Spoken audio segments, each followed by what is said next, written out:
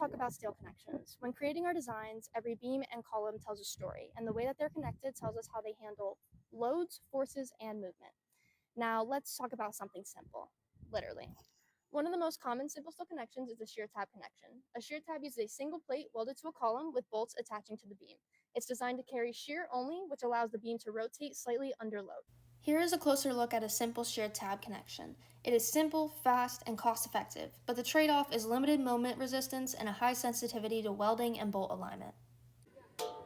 The next simple connection in our story is the clip angle connection. Here, two short angles are either bolted or welded to the column and then bolted to the beam.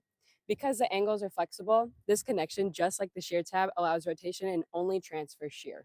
Here's a closer look at a clip angle connection. These connections are economical and widely used. They are also easy to fabricate and provide reliable shear transfer while allowing rotation. However, on the downside, they typically require more bolts and detailing than shear tab connections, which can increase fabrication and installation time. When buildings must resist lateral forces like wind and seismic load, we turn to rigid steel connections. In rigid steel connections like this welded flange moment connection, you have the flanges and the web connected to the main column to resist rotation. In this detailed view, a simple shear tab connection was turned into a rigid one by welding the top and bottom flanges of the beam to the column. It's a simple yet effective way to increase moment resistance in a structure. Another popular alternative is the bolted end plate moment connection.